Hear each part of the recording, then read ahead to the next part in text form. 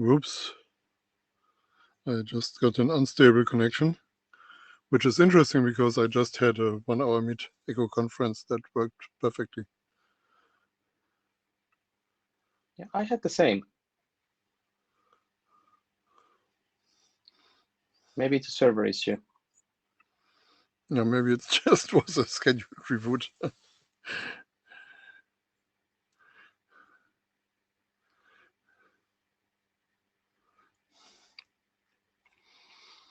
Good. I'm not sure that we actually have chair slides for today, or I would show them.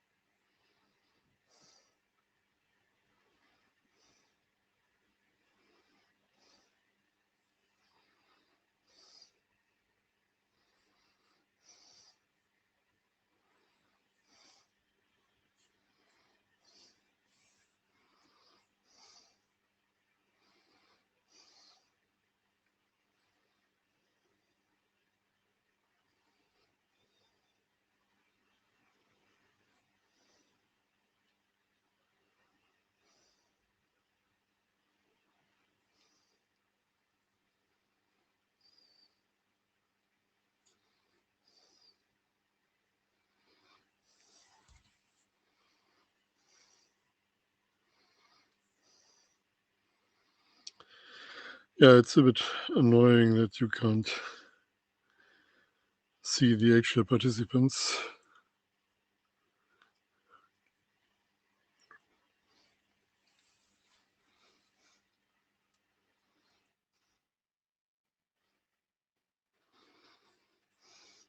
So who in the room wants to see the note well?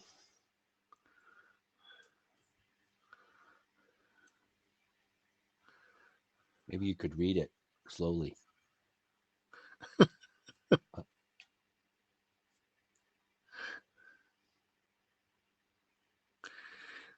Yeah, Marco is still having problems.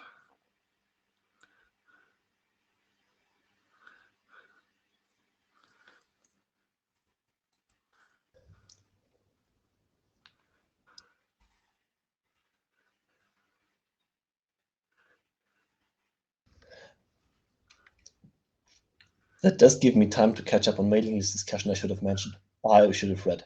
Yay, someone is using Pagiorize.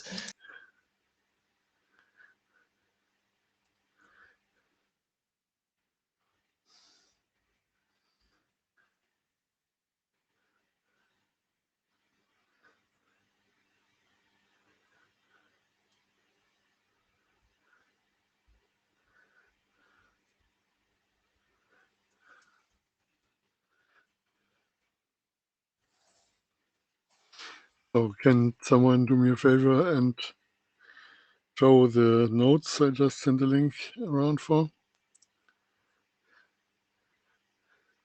Just screen share them. Yes, I think I can do that. Thank you. I need to get my laptop fixed.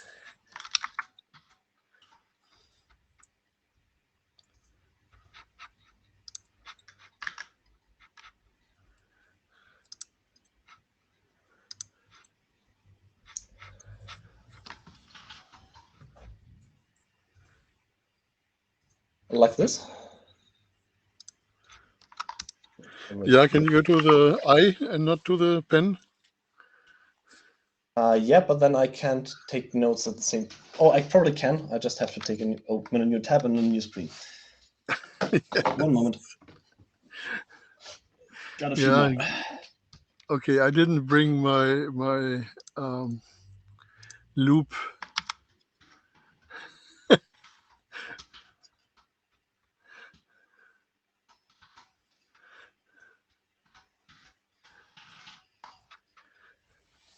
Sharing again.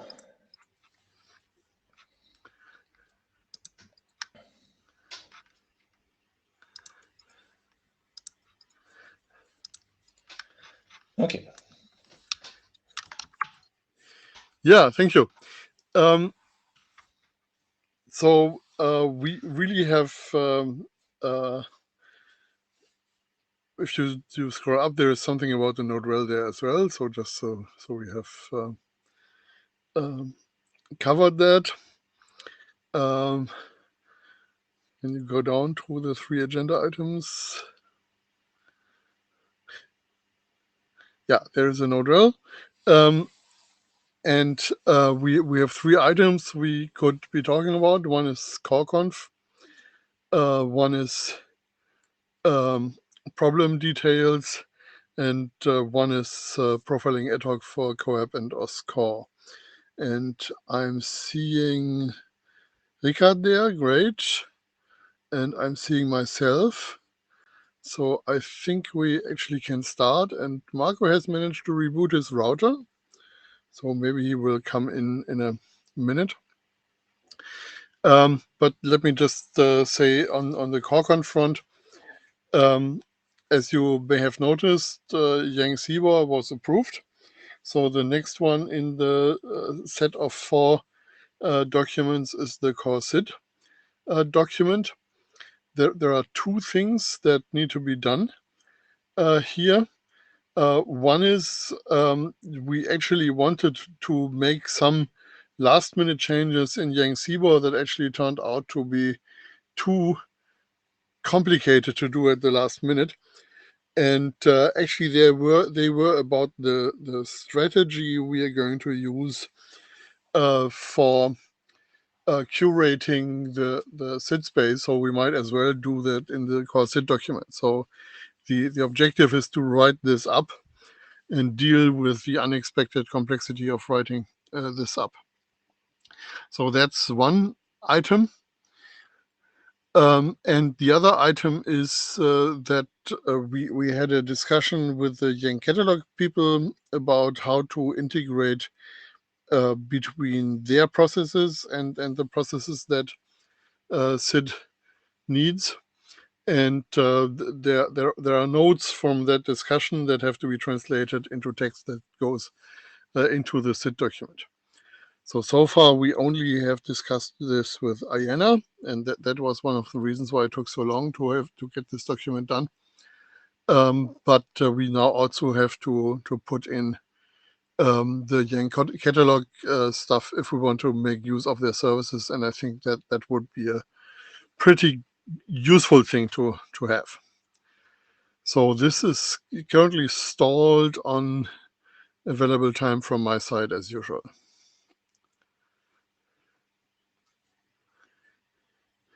Michael, can you say a few words on how your requirements are at the moment? What do you need next?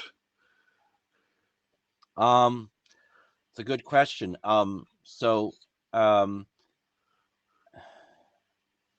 don't think I was part of the Yang catalog discussion. At least I don't remember it. I wasn't going to ask what can you do. I wanted to ask you what you need. So the document that we have in working group last call and Anima has an allocation in the core SID document already, right? So we're not waiting for the registry to be created because we're going to be in the initial data. So delays don't affect us that way. So getting it right is just fine. I think we've had the conversation with the Yang core Yang about how do we do the this, what was it, the temporary allocations when we do a BIS document. And I don't know, maybe we need some diagrams or something like that to explain it to people. But I guess we've settled that, right? I think we've settled that with the IESG review, as you say. That's all done. And but I just don't know if we agreed that we needed to change the SID file or not. I guess those would be what I think is the open questions that I think of. Where does that SID file live? I thought it was in core SID. Actually, it's defined as as a Yang definition in core SID, and I proposed a pull request on it to add. What did I add? I added an enumerated type because I didn't think that Boolean was going to satisfy us in the long term. But I don't think we had a good conversation about that.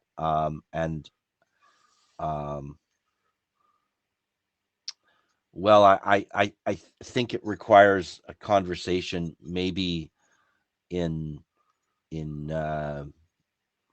I forget which one's netmod and which one's netconf, but one of those two. Maybe it requires a conversation there to motivate the process. Netmod probably, yes. Yeah, I can never remember which one is which. One of them has content and one of them has format. Okay, so which Anima document was that? Do you know the full name? Draft IETF Anima Constrained Voucher. Constraint voucher. Okay. Good.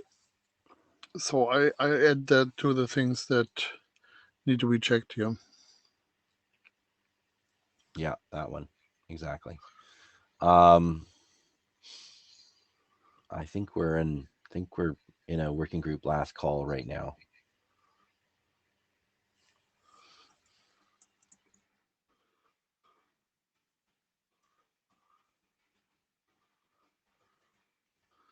Yeah. Okay, but I think we can take that offline. So I think it's important to know what actually is slowed down by the remaining work. And yeah, but we can take that offline. Don't think we have to decide anything at this point.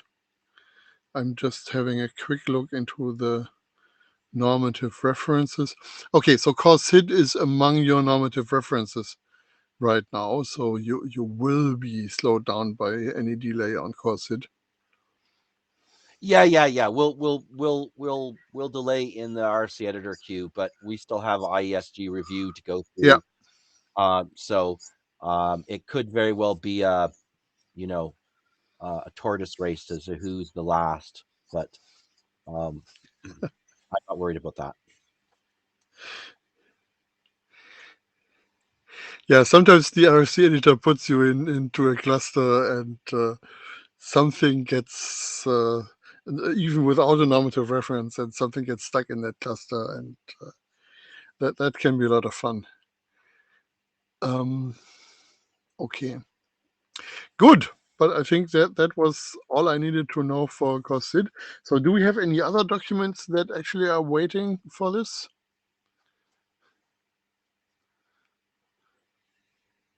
I'm not aware of any other users. I think that a bunch will show up in netmod as soon as this is finally published, who will say, oh yeah, actually we want to do this. Based on what Andy has said about the network overhead of XML, he was very enthusiastic about making that smaller and code faster, and that's worth, I think, repeating places. But I would say that we probably should have a tech talk at the IAB about this. And I think a number of people will come and say, oh, okay, that lets me serialize Yang to Cibor in a much more mechanical way, and maybe we'll have a fair number of adoptions suddenly of work that is halfway done. I'm thinking like CORIM or some other stuff like that that may directly benefit that way.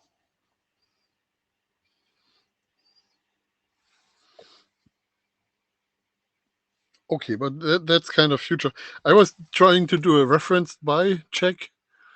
I That don't part of think data tracker is broken right now.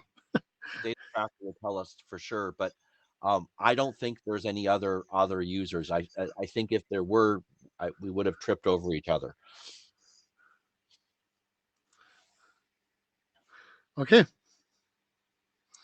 So, hello, Marco. Can you hear us? Hello, Karsten, everyone. Yes, my router really picked up the worst moment ever to take a break. Of course, Murphy's Law. Good. So maybe you can take over the chairing then. So Christian, can you throw up? Yeah, thank you. Right. A lot has happened recently, and Ari brought to our attention that 3GPP is seriously considering problem details, hoping for it to be finalized very soon, like mid-June. But yeah, problem details has become a Coral document last year. And if it has to be tied to Coral, there's no chance it can be completed so quickly. So you may have noticed a change of direction to try to have a first version that can still be good to be used by 3GPP, leaving the Coral version for later. So the document version submitted today is an attempt to take this new direction. And speaking of details, it has also two alternatives to consider today. And details are in Karsten's slides. Yeah, I'm going to steal the screen from Christian. Thank you for sharing the notes, but I actually do have slides. There we are. Good. So just as a reminder what problem details was, this is essentially looking at RFC 7807 and thinking about a concise equivalent for that. So what is 7807?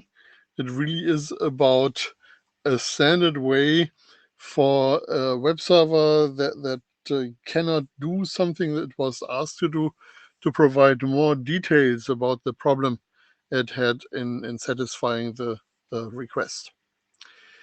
So this is what 7807 offers right now.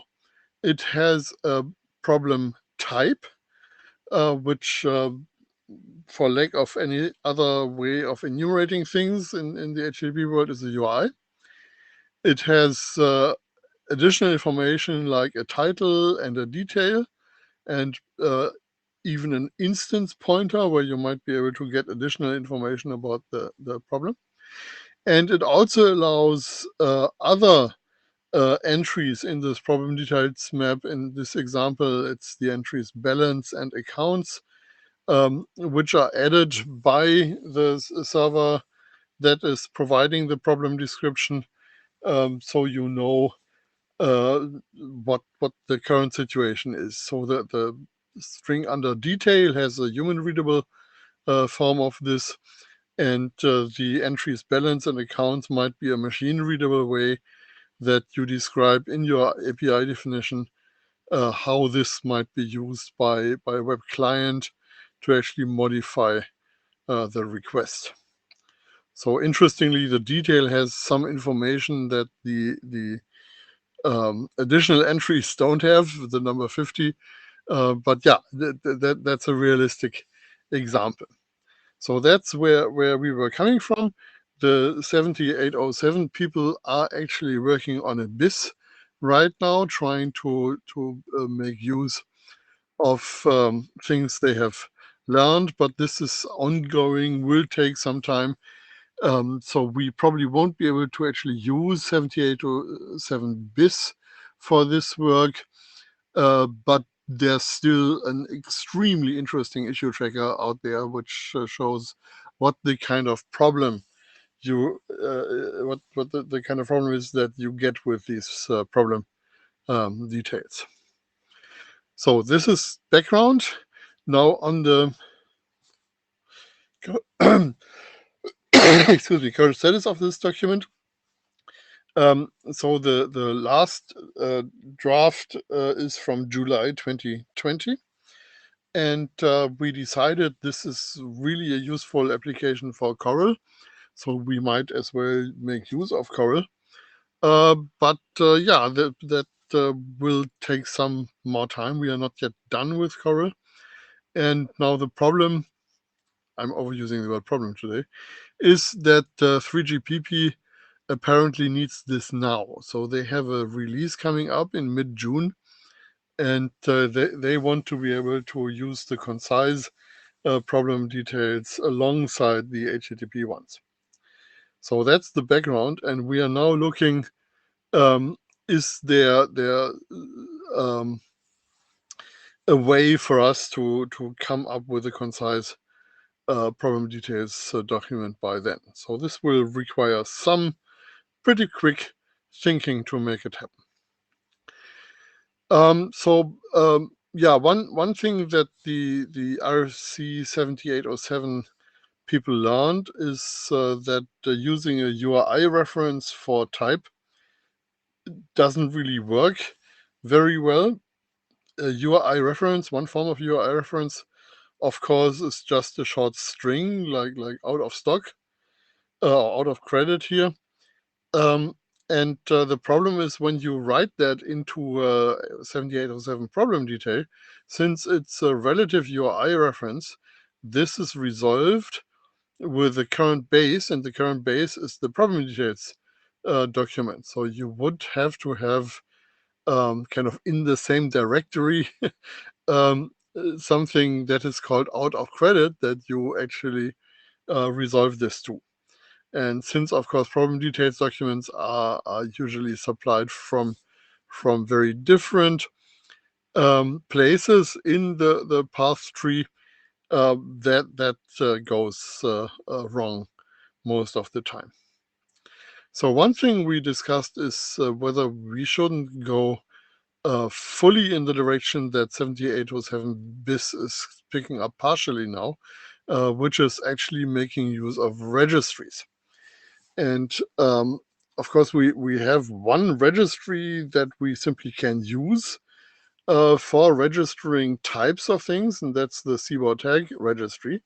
So my idea was to say, oh, let's just describe how to define your own Sibo tag for your own problem type. And that's what's actually in the Internet Drafts directory now. This on the slide there is a pointer to the GitHub. But I also submitted this as an Internet Draft because this is an interim and we should really be talking about things in the Internet Drafts directory. So when you register a Sibo tag for your problem type, your description of that tag will have custom problem details. So these balance and accounts on this slide would be examples for custom problem details that are specific to the problem type. So not many problem types will have the need for a details entry called balance, but this one does, and the description should explain what that actually means. And now that we're talking about registries, we might actually also want to have a registry for standard problem details, like type, detail, and so on. So if we apply this, we get something like this. So this is the Sibo tag 4711, would be the registered Sibo tag for the problem type defined by example.com. And so we don't have a URI any longer. We don't have relative URIs that can go wrong. Michael? Is example.com here a specific vendor, or is it like a consortium that has that categories that entire market?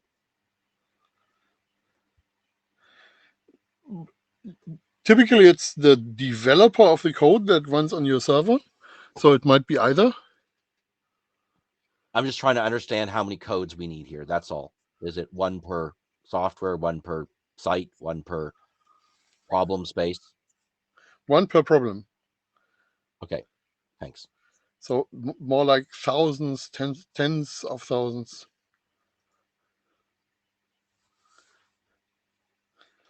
Okay, so this would be the Sibo tag for the problem type. This is applied to a map, and the map has a number of standard problem details entries, which get negative numbers in my proposal, and it has unsigned integer entries, which are custom problem details. So they are specific to the type that is expressed by this Sibo tag. And I'm calling this the bundled approach because it essentially has one step. You define your problem type and you define your custom problem detail entry keys with that. And that's about the technical substance. We don't really need a lot more here. So of course we still have a discussion of these predefined or standard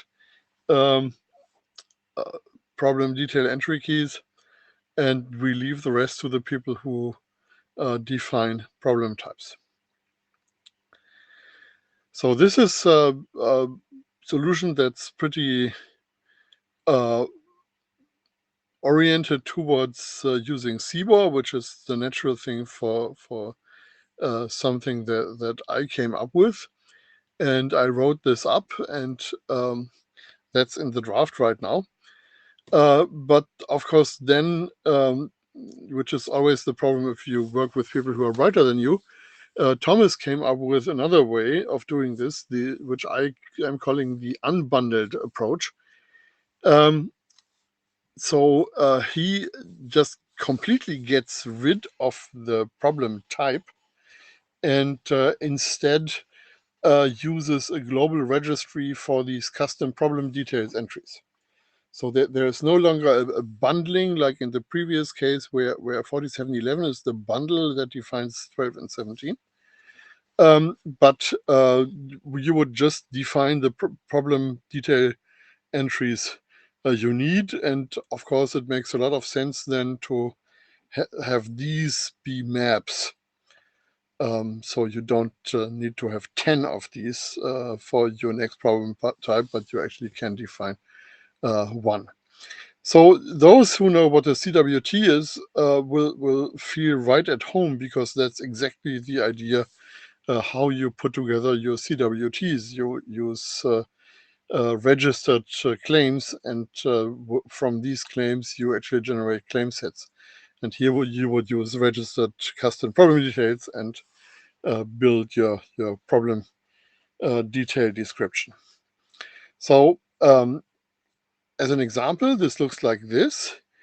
You have the standard problem detail entries. These would continue to exist and would also be a registry. And then you have the the custom problem detail entries defined by example.com for their problem. And actually this shows composing an example out of two custom problem detail entry keys. And one of them is very specific to what was 4711, the out-of-threaded balance.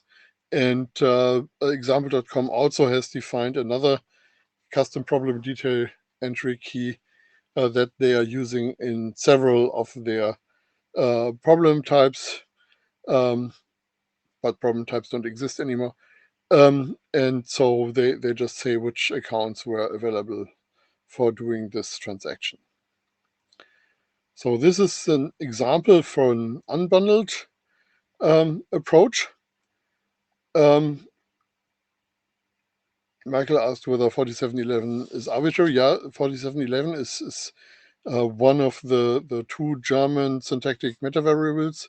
0815 is the other one, but that's not so useful in JSON because you cannot have leading zeros in JSON. So I'm using 4711 here.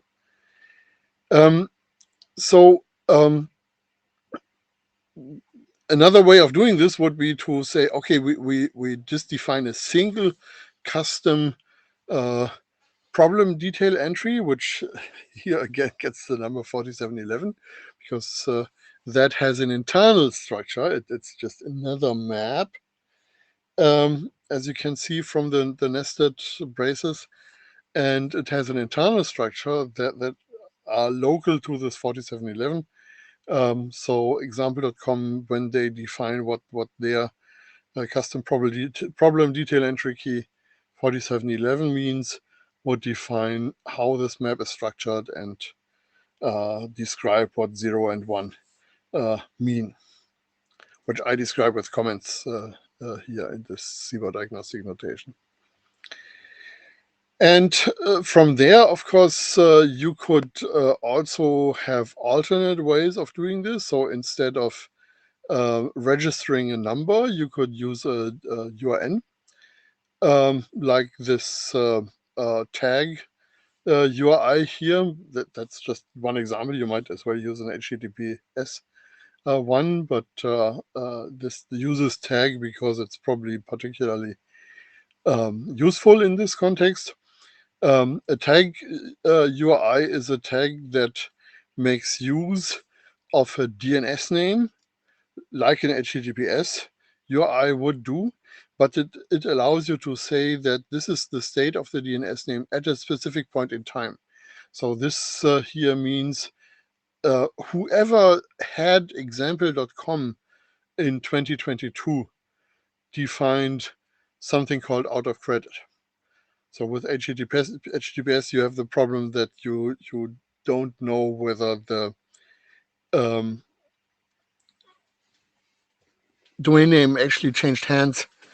So by adding a date, you make this actually a permanent URL. So that's the useful thing about a tag URI, but that's just an example here. So that's the same thing we had before, except that example.com has not gone to the trouble of actually registering the thing, but has just made sure there is a permanent URL. Of course, the disadvantage is that the thing is even longer than it was before. Yeah, another example here, of course, you can also you have two custom problem detail entries with URIs, and these actually can be structured internally. So this shows how to do composition, so you don't have to describe your entire world for every single problem detail you need to describe. So this is a pretty flexible way of doing things, because you are not bound to provide a problem type.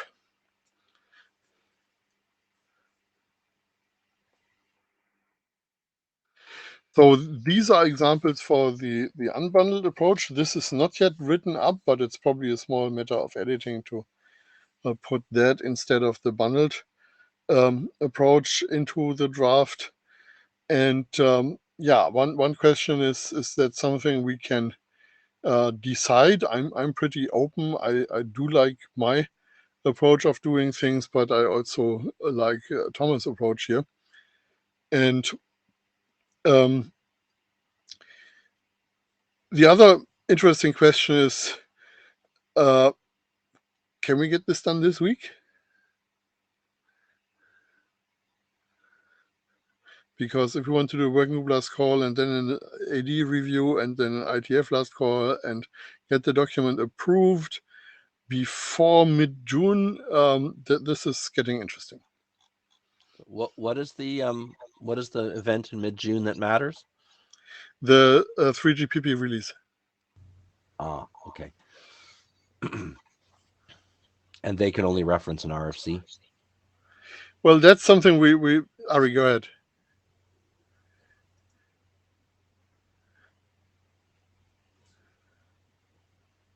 We don't hear you.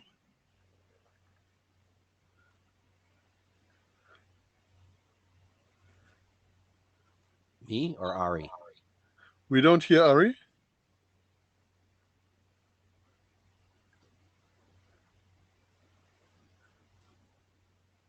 Ari, can you answer the question? Do you know the? Oh, okay. He ran Carsten, away. get this done, you mean having yet another version this week? Yes, and to actually be ready considered to do a final. working group last call this week. Yeah.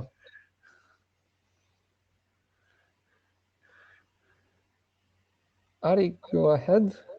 Try to grab the mic.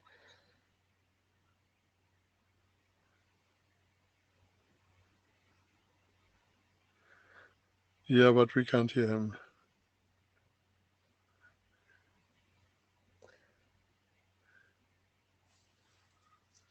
Use the chat, worst case. Yeah.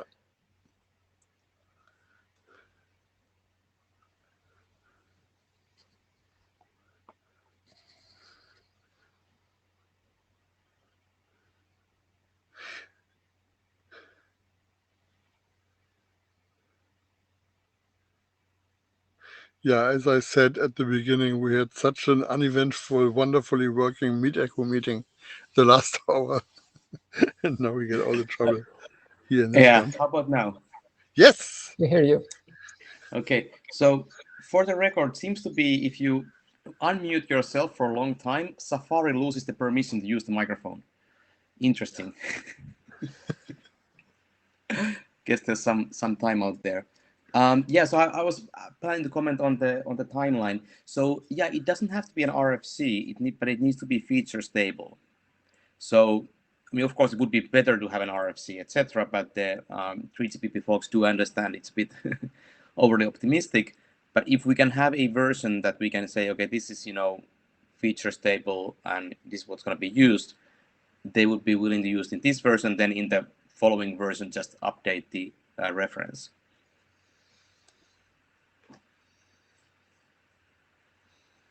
So I hope that answered the question whether it needs to be an RFC. Yeah, and I think we only can really promise it's feature stable if we have taken the ISG HAL. So I think we can translate that into it should be approved by this point.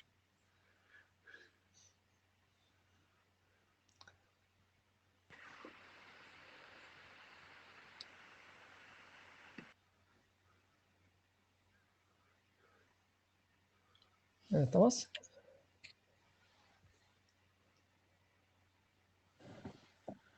Hello? Yes. Okay. So in terms of readiness, apart from the document, would you need the IANA registries in there, right, in order for this to be usable? Unless Yes, you're going to use the vanilla thing, which doesn't extend nothing, but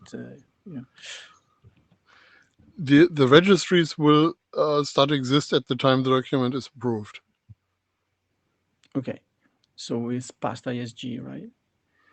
Yeah, and of course you can use part of the document if you use the URIs in those positions. But I think it's more useful if 3GPP can then go ahead and define their own custom program detail entries. And I think they already have a couple that they would want to register here. Okay, thanks.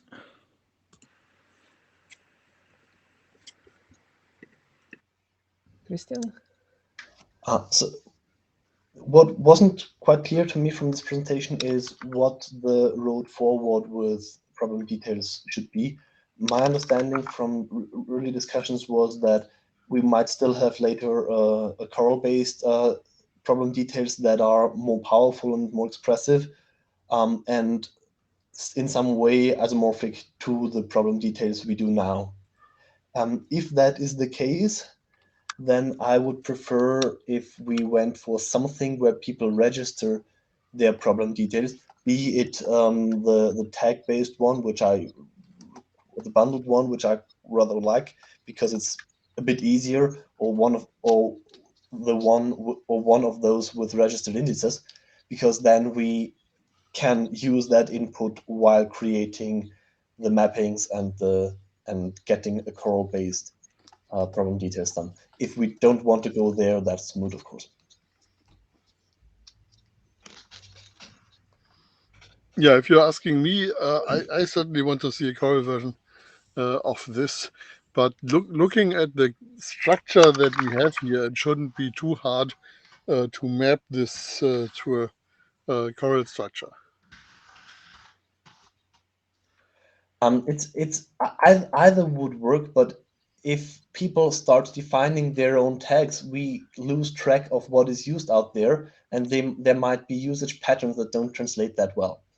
And if people are using tags, especially if they tags or anything other registered, we can look at what people are doing. We have an expert review that might at least give the people the hints that they might need to stay working even with a future Corel-based format that would be evolving already at that time, and not kind of later phase situations where people did something like in the earlier example of the HTTP based BIS document that just didn't work out the way the authors expected it.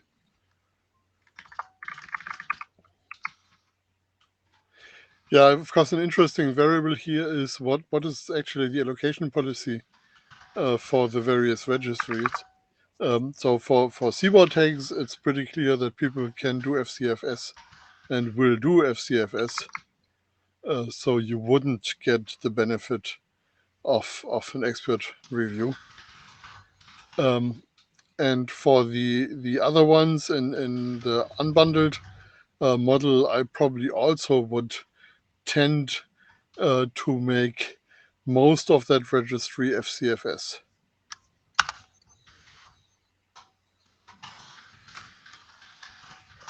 So you mean Even for the standard details? Sorry. Even in an FCFS space, we at least see what is going on. Yeah. As compared to, yeah, we would have we can't find out.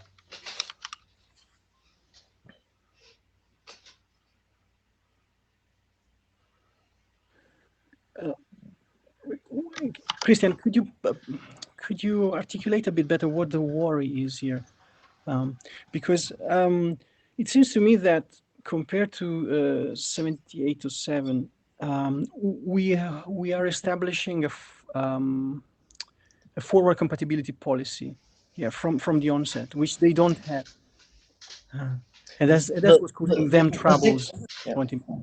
But in terms of how to use the thing, it doesn't seem to me that I don't see what the problems would, where exactly you see the problem. I mean, first of all, there is the issue of discoverability. So once we have a Corel mapping between once we define a Corel-based problem details and an interconversion there, any converter would have to know which detail types there are. And for the arbitrary URI-based ones, they can't know. For the registered ones, we can at least ask that there is a dereferenceable pointer that they can look at, and maybe even later describe what they can place there, or what they can publish in terms of a mapping. If that's just a tag URI, there is no way that people find this. And in terms of what could actually be things in there is, for example, we have various places in this example where there are URI references. We might want to consider using CRI reference in there because they have a chance of being sufficiently stable by then. But a list of CRI references is something that we would need to, like is here in available accounts, is something that we would need to consider when describing this mapping. It wouldn't have been immediately obvious to me that this could be there, but as I see it now here with the concrete example of something that might be registered, we can consider this for the conversion.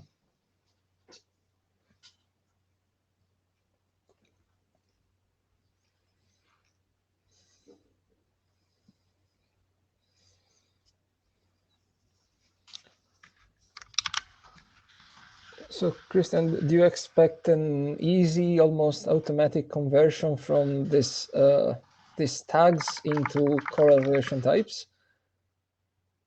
Into say again? Do you foresee an easier conversion from the tags registers for problem types into later on problem types in Coral? Or yes, if it's registered, we will have an easier time defining such a conversion and making sure that this conversion can be done, provided there's some minimal cooperation from the tag authors. Okay, because one point raised by Ari also, I think, a few days ago via mail was how to ensure a smooth transition later on.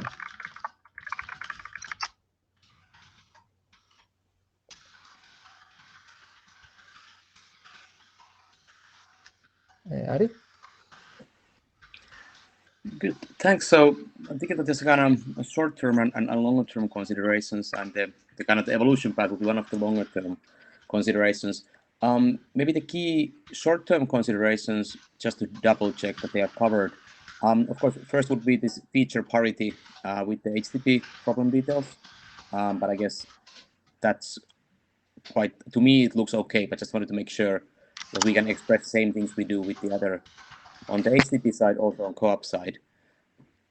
And then the second part would be, if I understood correctly, the current HTTP problem types, they have URIs in the type, and here we wouldn't have.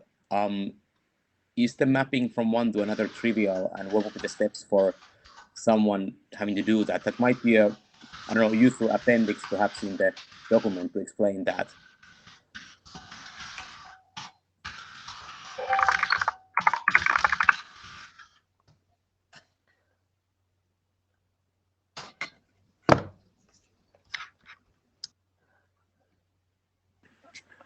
Ari, are you talking about 7807 or 7807 bis? The original, that's one current used by the 3GPP spec on the HTTP side. 7807. Okay. Yes, I think both questions are yes. A, there's they're sort of isomorphic, and B, we could add translation hints in an appendix to explain how to go from one to the other. Awesome, thanks. Christian, you mentioned, minimal cooperation would be good from tag authors. Do you have in mind any particular recommendation or guideline for registering tags about this to ensure this, or how do you shape this cooperation?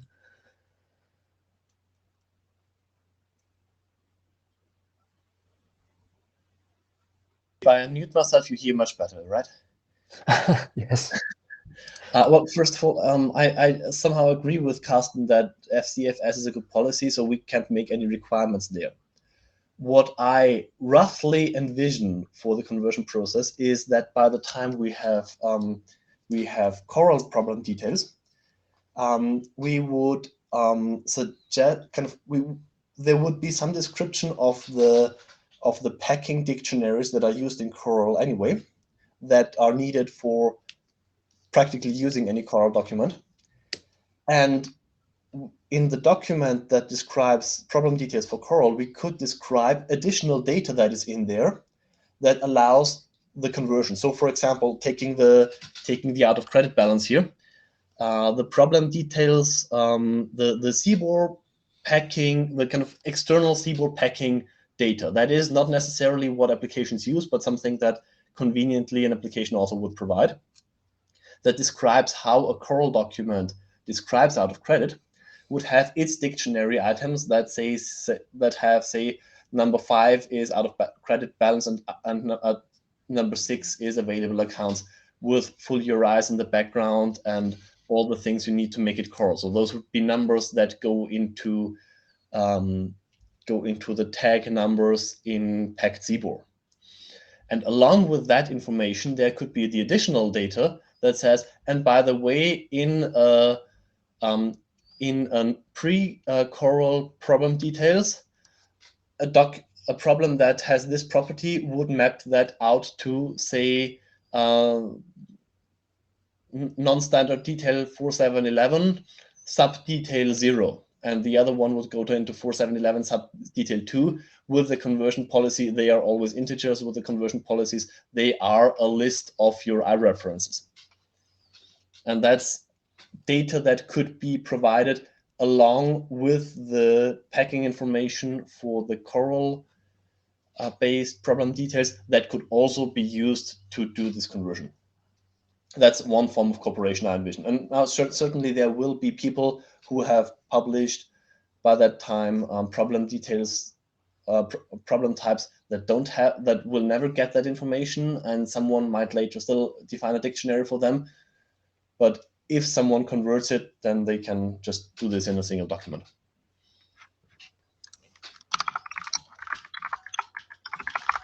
Thank you. It's mostly to try to give some clear guidelines, for people registering new tags about this. What should mainly be specified? Yeah, anything I talked about will not be ready by the time people register their tags, so they would have to be provided later.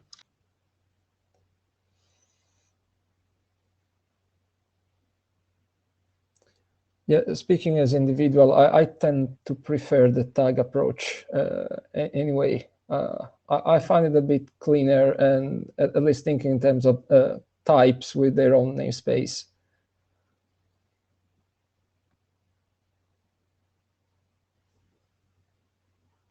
And yeah, I concur with Christian's points overall. So when you say tag approach, you mean this one? The bundled one, yeah. Yeah. So how would you deal with composability? You nest tags. You wait for the Coral version. That's the kind of comment I gave to Karsten on the GitHub, and yeah, it looks like multi-type is something that HTTP-BIS is abandoning, right?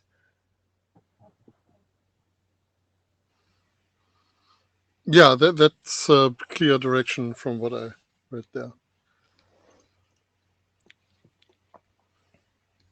Or you have to define yet another separate type that combines 2 or more types. Yeah, but the way that Thomas' proposal does this actually is pretty much painless. So I think that the pain that they are having on the 7807 side is probably more an issue of baggage coming from the existing format than something we would necessarily incur. But nested tags sounds really weird, because then you have two namespaces for numbers that might conflict. So instead, structuring this over via the custom problem detail entries sounds much more likely to work.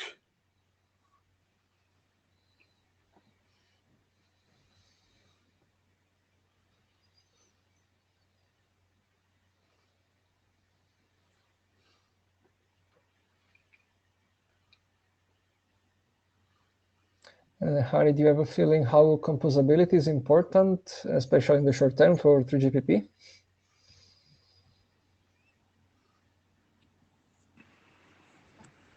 Yeah, good question. I probably, at least initially, there wouldn't be too much need for it. I think they, for now, would need 2 extension fields, and that's it. But long term, yeah, hard to say. Yeah, the Coral way is supposed to be the long term. And that was the idea all along until a few weeks ago, anyway. Yeah. Until this emergency came up. Yeah. So I guess like the short-term requirements are quite simple. It's essentially 2 extra fields beyond the standard ones. Right. So they would essentially have a single problem type then.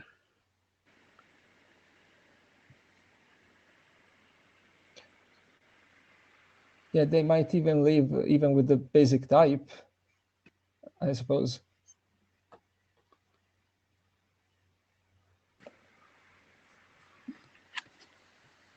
Well, in my proposal, if you actually want to have custom problem detail entries like the 12 and 17 here, then you have to register a problem type.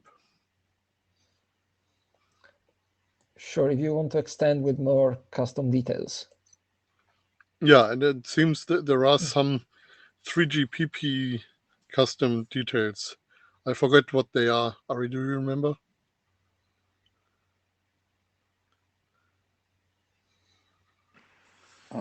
Just a moment, let me check. So it was called cause and invalid params. And I would have to dig out the spec to actually see what they mean. But yeah, there were two custom entries with those names.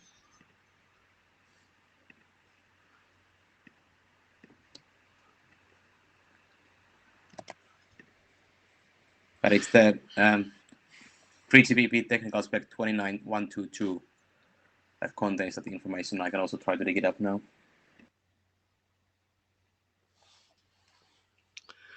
Yeah, but it looks like this is actually homework. And based on 29122, we could find out how these two approaches, the bundled one and the unbundled one, would look like for 3GPP, and maybe we have a more solid basis for deciding between the two.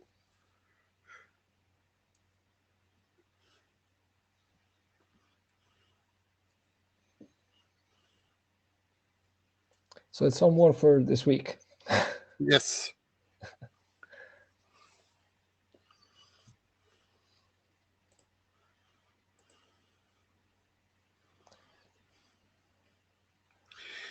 So what I would like to take out of this meeting is that the working group gives Thomas and me a little bit of leeway to actually do an O3 of this document, either increasing the detail on the bundled approach or including the unbundled approach, and then have a very, very quick transition to a working group last call.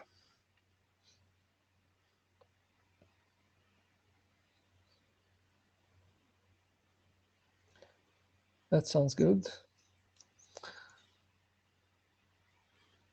Any other opinion or feedback on this already today?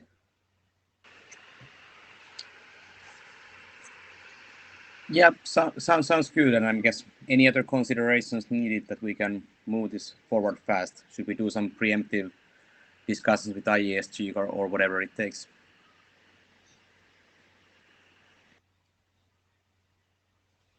Good.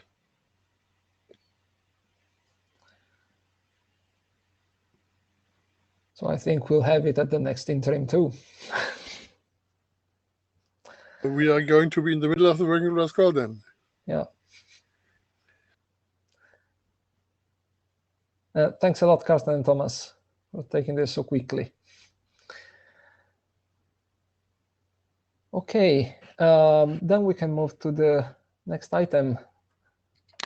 That's the OSCOREDOC draft. And Rickard will present. Yes, hello everyone. So let me see if I can share the slides here. Loading. Yes. Okay, should be shared now. There you go. Yes. Perfect. Yes. So today I would like to present this profiling Edo for co-op and OSCOR draft, or rather updates that's been done to that one. So let me get into the presentation. Unfortunately, on my screen it looks a bit blurry, the figure, so apologies if it's the same on your end. Hopefully it's good enough. But just to recap, so what is EDOC in the first place? Well, it's a lightweight authenticated key exchange that's being developed in the Lake Working Group.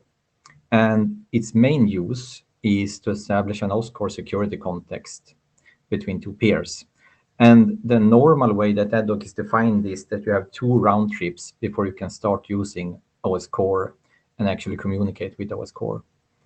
So what this document wants to do basically is to provide an optimized workflow for this key establishment procedure, where you actually combine one of the ad hoc messages with an OSCOR request. So you can actually combine the third ad hoc message with the first OSCOR request that the client wishes to send.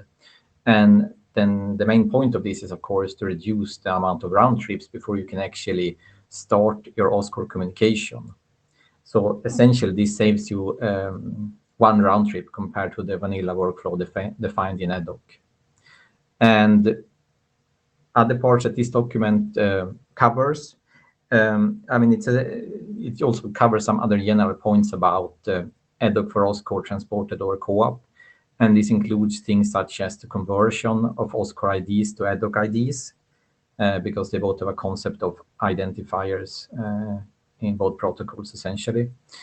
And it also covers OSCOR-specific processing of ad hoc messages, extension and consistency of the ad hoc application templates, which are, let's say, configuration parameters for a particular ad hoc resource that controls some elements of the ad hoc execution.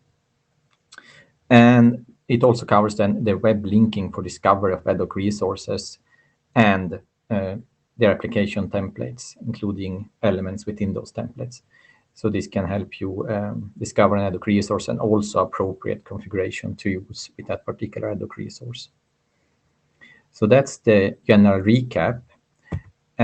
So let me go into some updates now that were done since the IETF 112 meeting.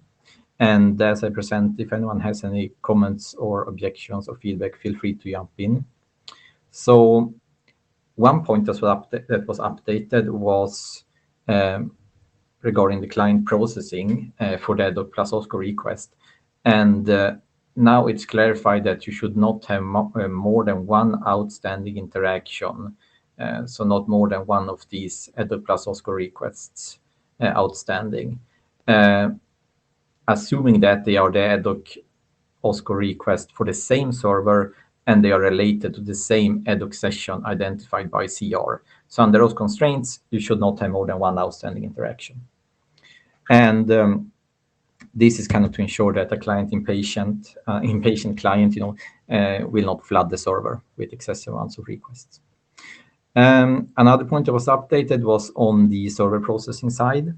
Now it's more clarified that once ad hoc message 3 has been processed fully, the server will rebuild the OSCOR protected application request. And what's now explicitly stated and clarified is that now you, at this point, when you have rebuilt the OSCOR protected application request, you can remove the ad hoc option from that request. And this ad hoc option is attached to the ad hoc plus OSCOR request for signaling purposes, for making clear that this is an ad hoc plus OSCOR request.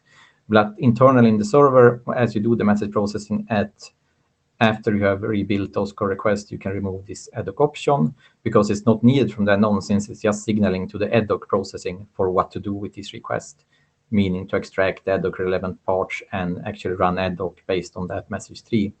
And this is very analogous to the removal of the OSCOR option after you have decrypted the OSCOR request. So as you send that up further to the stack or to your application, that option is removed.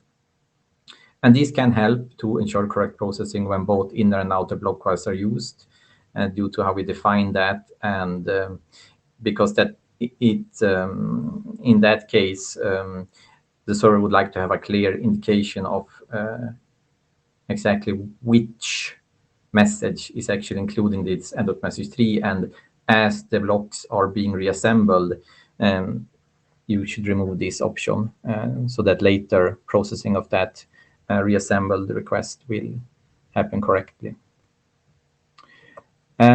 So that's that point. So some further updates now. We also updated sections related to how you select the ad hoc connection identifiers on both client and server. And it just has more precise guidelines now. It's basically, the point is to be consistent with the uniqueness requirements in the OSCOR RFC, in the sense that this identifier you choose should be available overall, and it must be available among the security contexts that you have with a zero-length ID context. Because the way currently EDOC is defined, you will have a zero-length ID context, so you really want to assure that, well, whatever identifier you choose doesn't collide with any other existing security context. Now, if you have other security contexts with a non-zero length ID context, that's fine, because you can use that to disambiguate between them. Further editorial fixes and improvements. Well, one point here is to modify, so no longer say perfect forward secrecy, but rather simply forward secrecy. And yeah, the figures have also been improved, example figures. And one point that has been highlighted is that the CR is not in the payload of the EDOC plus OSCOR request. Rather, the server will recompute this from the KID of the OSCOR option, because it's really redundant information to have both the CR and the KID, since they're just the identifier. And since the identifier is already in the OSCOR option as OSCOR is defined, it's sufficient to have it in there. And from that one, you can calculate the CR for EDOC. I proceed to the next slide. So another question. When can this combined EDOC plus OSCOR request get too big? Well, maybe you're using a large ID credit, for instance, a certificate chain, or maybe you're using a very large EAD tree for the external authorization data. So in that case, these EDOC plus OSCOR requests can get big, let's say, depending on how much information you're putting in EAD tree or the ID credit. So then this is relevant because of possible use of blockwise. So on the client side, well, first of all, you do OSCOR protection of each inner block as usual. But if the block you're currently processing is not the first one, meaning that the block one option is not 0, then the client must not add the EDOC option, but simply send the protected request as is. Because the key point here is that only the first actual inner block will have the EDOC message tree, the actual EDOC data within, not the subsequent blocks. So only for block. So as the next point says, if the protected block is the first one, meaning you have block 1 set to 0, and the EDOC message tree or OSCOR ciphertext is larger than the max unfragmented size. So the max unfragmented size is a parameter within OSCOR that they define there to avoid a proxy that could otherwise like inject arbitrary amounts of blocks. So it's just an upper bound of the maximum size of a message that you should send unfragmented, meaning without using blockwise. So in this case, if that condition holds true, you abort and you can possibly switch to original vanilla EDOC workflow. And yeah, one point is that basically no further inner blockwise can happen once the EDOC plus OSCOR request is assembled. So the workflow is really you start with a request and you split it, and then you apply the OSCOR protection. And for that first block only, you add EDOC data. And now you're already through. I mean, you're already split it into blocks at this point, so you can't do yet another blockwise splitting. So yeah, as it states, when you have this finalized EDOC plus OSCOR request, there's no further inner blockwise that can be done at that point because it happens before. Yeah, and just feel free if you have any comments on this to jump in. Yeah, I see Christian in the queue.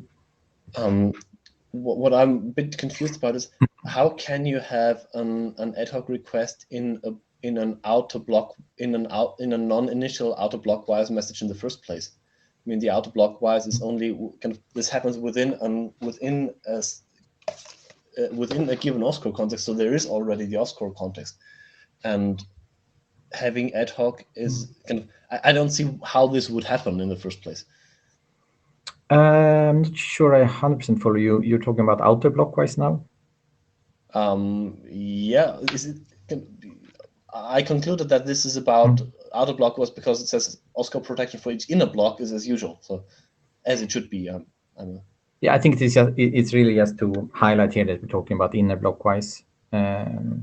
Okay. So but sure, then- yeah. So we assume basically that the client never takes initiative to use outer blockwise. Okay, If so that's okay, yeah. so then I'll probably have to read past the whole section to understand how it's. Yeah, sorry if that was misleading. It's just to be precise here that we're talking about inner blockwise. So we assume the client does not use outer blockwise ever. That would be something the proxy does. And so this is really just thinking about the client side only and inner blockwise. So Yeah. I think a client might have good reasons to do outer blockwise as well. But this should be completely independent of the ad hoc process, as in my opinion should be the OSCOR blockwising as well. Fair enough. I don't recall exactly what it says in the OSCOR FC, but I think also there the kind of mindset is that it's really about proxy doing outer blockwise. I think it will kind of. I think it might help if you're very precise about whether the ad hoc data is added to the payload or to the body, and from that everything should follow. And I think it should be added to the body, and then it's then to the body of the protected message, and then everything else should just follow anyway. Yeah, right. So that could be something to make sure to use that particular terminology, body and payload. Yeah. Thanks for the feedback. Yeah, I'll go to the next one. So it's continuing now on the blockwise path. So what now looking at the server side essentially for using blockwise with adhoc plus OSCOR request. So on the server side, if this adhoc plus OSCOR request does in fact have block options, that means that outer blockwise was used, because the only scenario that we're thinking about now, considering that the client never uses outer blockwise. So if you see a block option, I mean, of course, before unprotection on this adhoc plus OSCOR request, it must be the case that there's a proxy in the middle which has done outer blockwise. So in that case, well, you know that outer blockwise is being used. And okay, so what do you do on the server? Well, you first collect all the outer blocks, which in this case could represent the first inner block of the request after reassembly. And well, after you collected all those outer blocks, now you have that first inner block, and you can process the ad hoc data and complete ad hoc as usual. So it should just work out with outer blockwise if you're a proxy in the middle, because the client server will just reassemble that as normal, and then be able to do the ad hoc processing, extract message 3, execute the finalized ad hoc procedure, and generate OSCOR context. And as a next step, it can unprotect the OSCOR part of the request.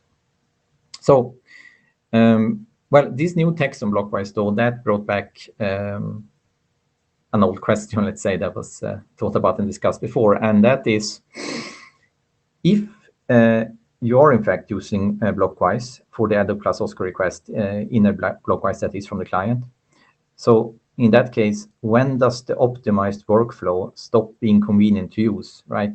I mean, we're comparing now the vanilla ad hoc workflow with this optimized workflow. And if you have blockwise, it may not be as clear anymore what's preferable or what kind of choices you should consider.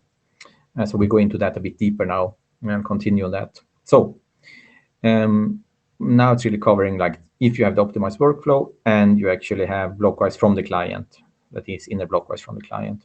So we have some definitions here we have set to make the preceding following section easy to understand. And basically we defined here A, so that's the size of the actual application payload the application wishes to send.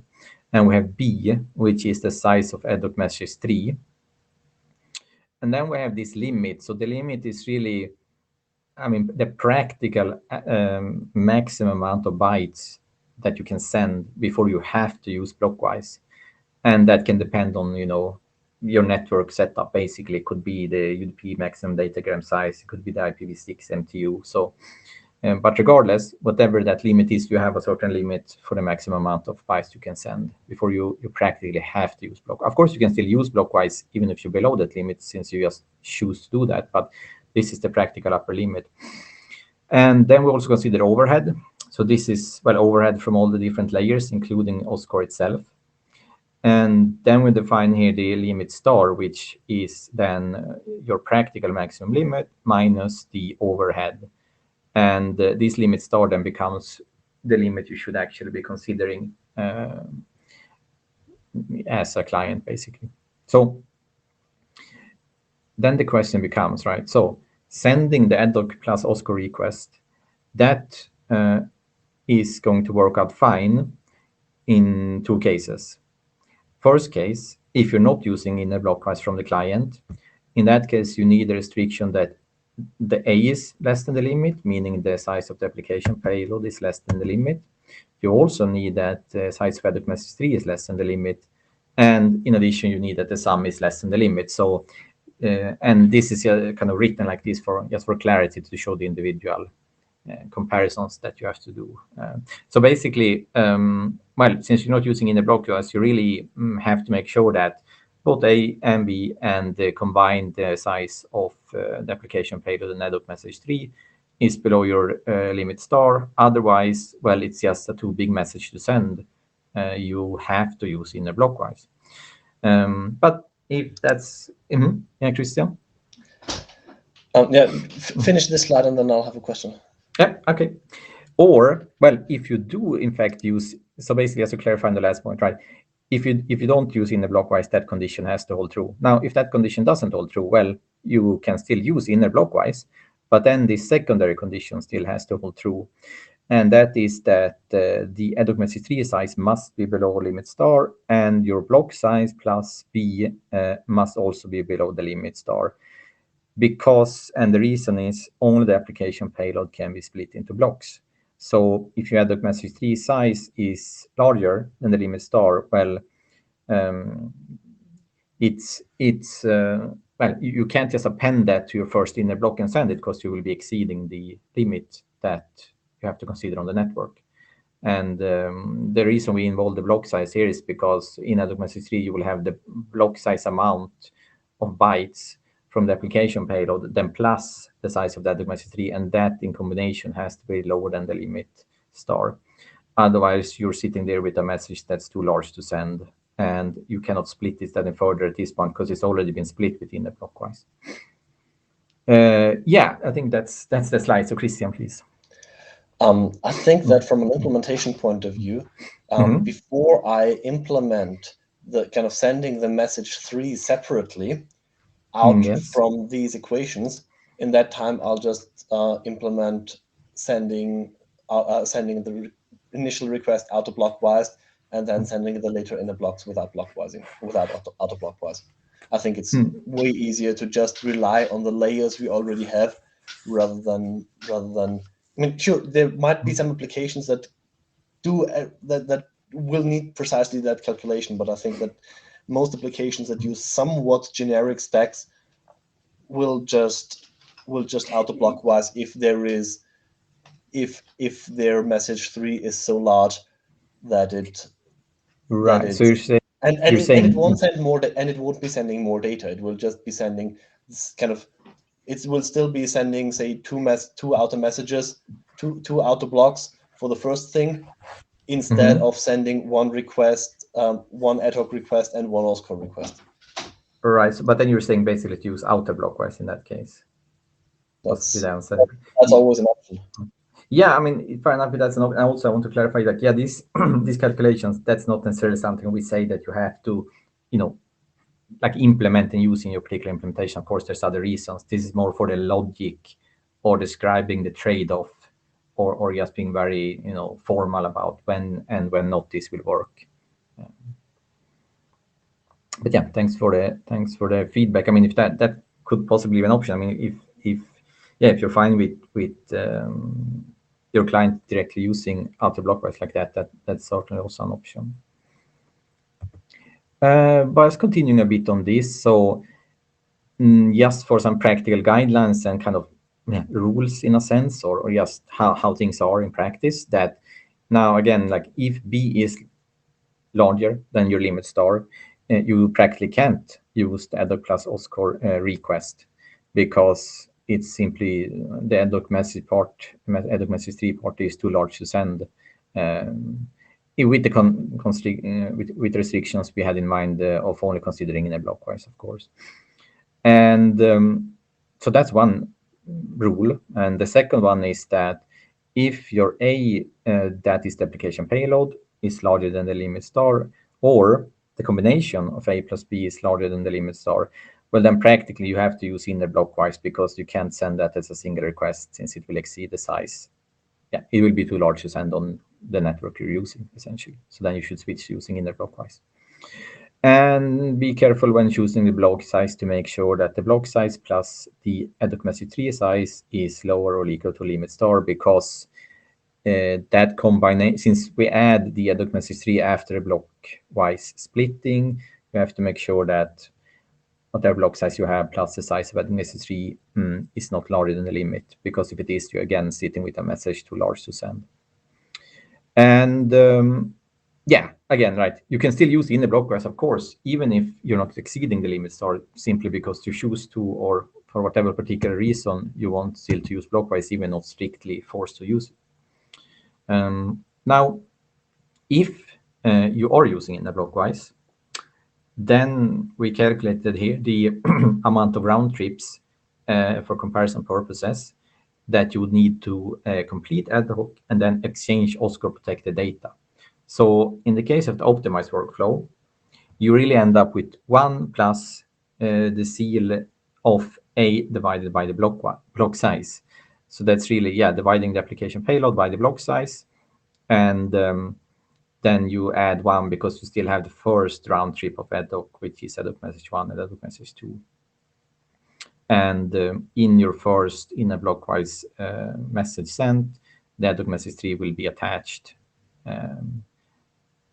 So yeah, but now comparing that to the original workflow with blockwise, of course, then what you end up with is quite similar, but it's just that you have at the end of the formula, you also have to add the size of the ad hoc message 3 over the block size and take the seal of that.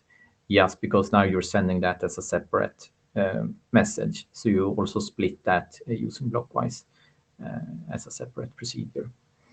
And just to summarize or kind of the conclusion, I mean, the optimized workflow is always more convenient here. You will have the case that RT, I mean, the result of the first formula will be lower than the result of the second formula, of course, assuming the same block size. So that's encouraging and good. But then we continue a bit more here. So yeah, the upper part here is, I guess you probably can't see my mouse, but the upper part is just a recap of the last slide. So we did consider that there is a particular corner case, and that is when essentially you could have sent ad hoc message 3 like basically like this. If you weren't using the optimized workflow, you could have sent the request ad hoc message 3 without having to use blockwise. But because you're using the optimized workflow, you're forced to use blockwise due to that. So it's really about, yeah, the case when inner blockwise is necessary for the optimized workflow, but not for inner workflow. And in this case, we also list here the round trips that it would take for the optimized and the original workflow. So for the optimized workflow with blockwise, yeah, it's similar to the formula on the preceding slide. You get 1 plus the seal of A over the block size.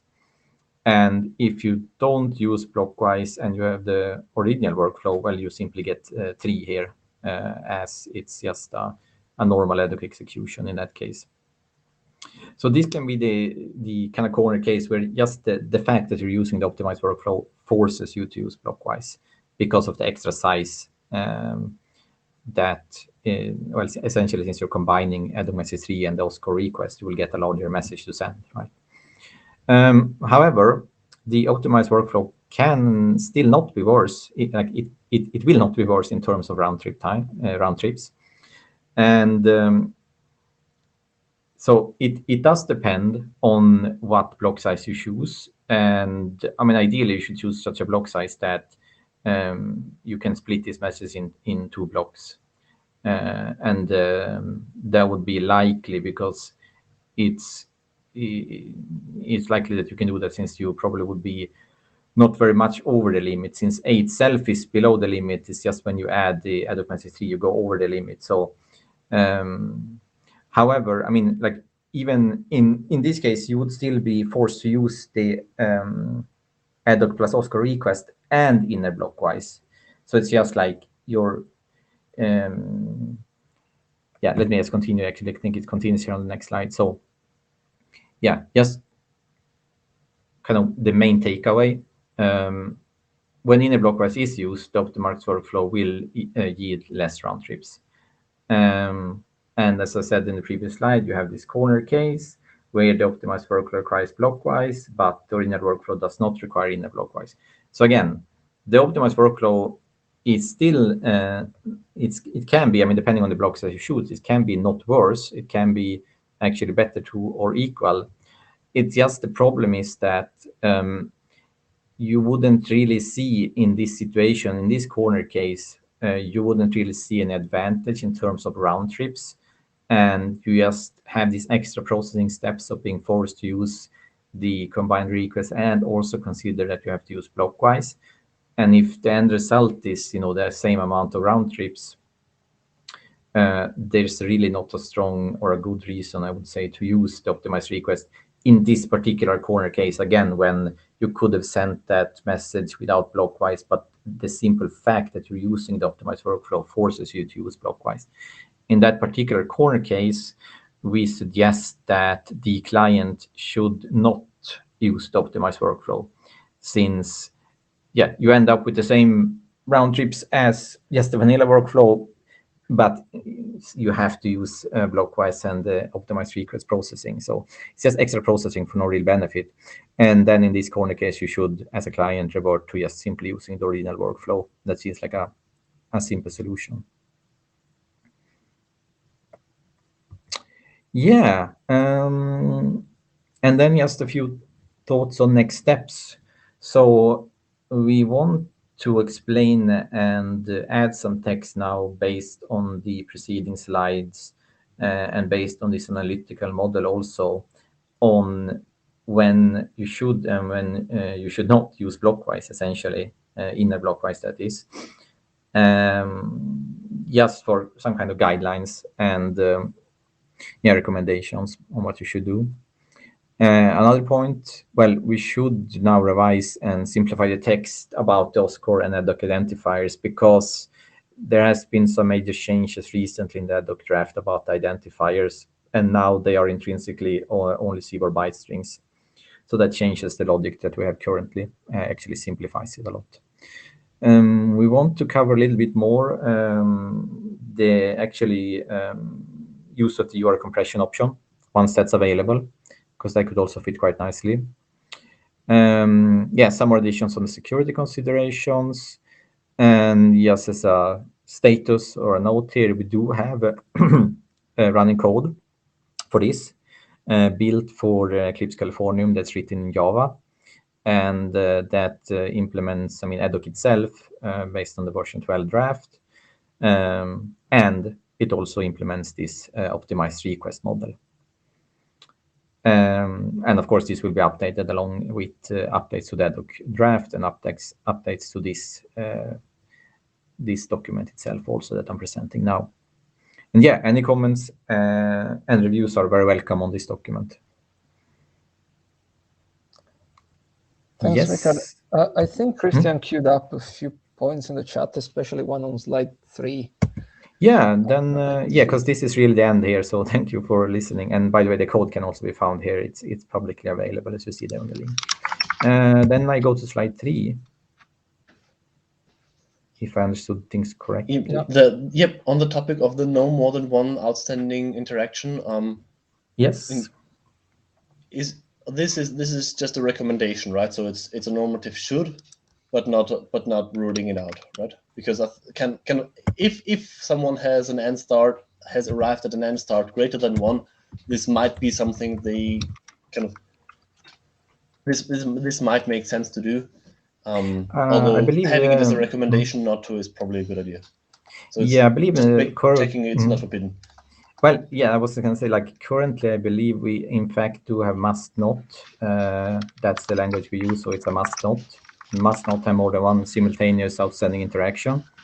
This could, of course, be made less strict, so not to completely forbid that behavior. Yeah. Thing is, the server can't rely on the client not doing it anyway, so the server has to do a check for to not process the same message 3 again. So yeah, that's true. If that already needs to be there, it's just a matter of keeping things streamlined and not a matter of security or interoperability. Yeah, I see your point. I mean, the way we wrote it now was really like as a requirement on the client to not do this. But fair enough, like if at the end of the day, as a server, you can't control what the client does, so you have to be ready regardless of this possibility happening. So yeah, that's something that we can consider to milden that language and not have it as a strict must not. Yeah, thanks for the feedback.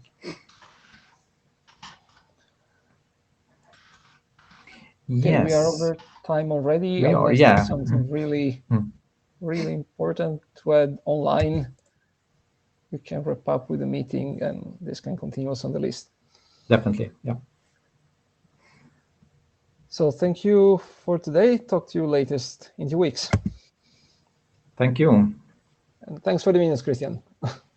Thank you. Thank you. Bye-bye. Bye. Thanks, bye.